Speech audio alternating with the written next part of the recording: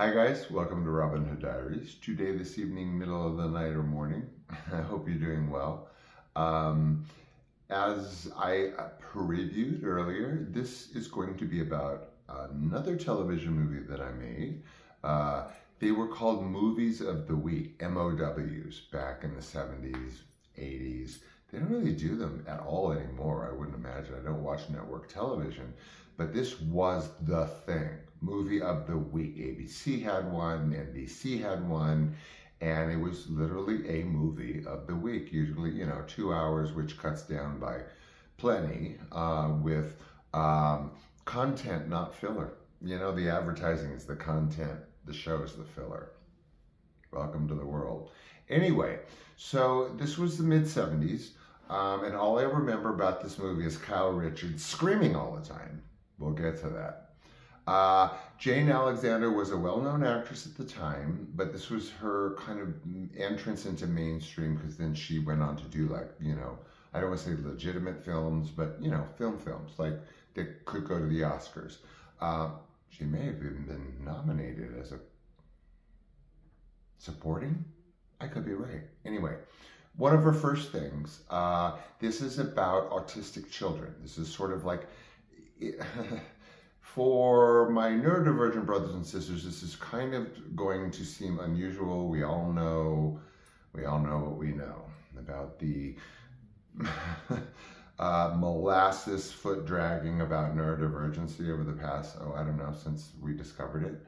We're only now learning really about it, the nuances of it. So anyway, this was the mid 70s. Again, this is a period of time when we did not really know much about autism. To be honest with you, actually, up until fairly recently, autism studies were only done on white, hyperactive male children. Believe it or not, guys, that's all the studies that we have been working off of, or had been for decades. What we gleaned off of studies of hyperactive white males, children. So, needless to say, it was sort of a grab bag. They did the best they could. We were supposed to be in some sort of a home because, autistic kids require homes. Yes, some do better in controlled environments depending on the level of functionality, but autism can also be a silent or a quiet brilliance. Stephen Hawking, he wasn't autistic, but, silent brilliance, right? You don't know that. None of us know that. We're not in their brains. Anyway, this also co-starred Rachel Roberts. Rachel Roberts is like an well-known, superb international actress, originating from the UK, I believe. Google her, she's amazing. I had the privilege of working with her. She was the old school teacher in this home for autistic children. Jane Alexander was sort of like the neophyte that just came out of college, and didn't really know. And so she has her hard knocks because she's dealing with this very stern teacher, educator, counselor, with therapist, quasi. But the character juxtaposition is very harsh because Rachel Roberts plays it really harsh. I'll get to Kyle Richards in a minute with that one. Jane Alexander, is sort of kind of like surveying the lay of the land. We are through her eyes. She becomes fixated on one character played by Matthew Labyorteaux, who I have worked with, notably on Little House on the Prairie. He was the little brother, the brunette. That's Matthew Labyorteaux. He was the star child. Then there were tertiary, me, Todd Bridges, Kyle Richards. And a couple of others. We went on field trips. David Ogden Stiers from MASH played sort of a role in this, and so forth. Exteriors were done at this beautiful home down in sort of southeast Los Angeles.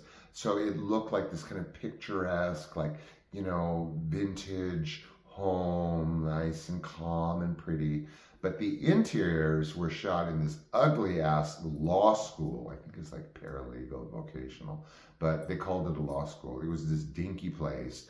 it looked like an old elementary school, and so hence all the interiors were done there because it was perfect. Just austere and blah, you know, like a social security office. So this is the film. Her getting her hard knocks and learning to be a wonderful teacher. Rachel Roberts sort of, you know, realizing her harshness, but how it can be helpful to Jane Alexander's of the world, but then sort of assessing her own whatever. And the whole experience, hi mama. The whole experience is these few children and this sort of coming of age of this teacher. Now, all I remember from this movie is Kyle Richards of Real Housewives of Beverly Hills screaming all the time, because that's what her character did, was scream all the time. She plays a 6-year-old who's very fixated on her blankie. And I don't mean to dismiss any of this, but within the context of what we know about autism now, it's so Rachel Roberts is very strict about the blankie. But Jane Alexander comes from this, you know, like, I don't know, new age perspective of give her the blankie. She makes a mistake, and Kyle Richards has a meltdown. Kyle Richards literally did not say anything in this movie but scream and maybe gimme or blankie. Like I said, she was 6. Kyle Richards, incidentally, was not the star of the family. The one that you see on Real Housewives of Beverly Hills, Kim, you know, who's portrayed as this kind of a mess, who isn't, aren't we all in some way? But she's that mess sister, blonde, on Real Housewives. Well, let me school y'all. Kim Richards was the star of the family. I don't know how this plays into the show because I've never seen it. Like, I don't know, 2 clips of it, of, you know, Kyle screaming or whatever, or berating Kim. Kim was the star of this family, dear. She was in Escape from Witch Mountain, huge kids movie in the 70s. Return to Witch Mountain, huge in the 70s. She was the child star of Nanny and the Professor, a huge series in the early 70s. And she was a working actress. I can actually say kind of that I worked with Kim Richards because we were the celebrity guests of the Simi Valley Christmas Parade. Her in one car, me in another, except that, Kim, you were wearing thigh-high leather boots and a fur coat. Okay. Anyway, so Sister Kim, who was a few years old, younger than I was, screamed through this whole movie. Then we have Matthew Labyorteaux, the well-known child actor, who is kind of the star child of the film, well, more than kind of. So Jane Alexander becomes fixated on him and his autism. And the thing that is so fixating is, I don't mean to roll my eyes, but again, within the context of what we know about autism now, this is really kind of off the rails a little bit. What, you know, we didn't know any better. So he speaks gibberish the whole movie. And so the big mystery is like, why does he speak gibberish? You know, he's not nonverbal, but he's verbal, but we're not understanding him. Well, oh guys, by the end, no spoiler alert, because you're not going to find this thing on television, he's talking too fast. So the upshot of the whole, not the whole, but, you know, the thing is that they tape him talking, and then they slow it down to, like, you know, 33 instead of 45 or 78. And what do you know? He's speaking normally. Everything that we hear the whole time is suddenly is this clear, eloquent language, English. So, what can I say? So it's the evolution of that. It's her, like, breakthrough accomplishment as a neophyte teacher whose focus is on autism that she discovers. Oh my God, you guys.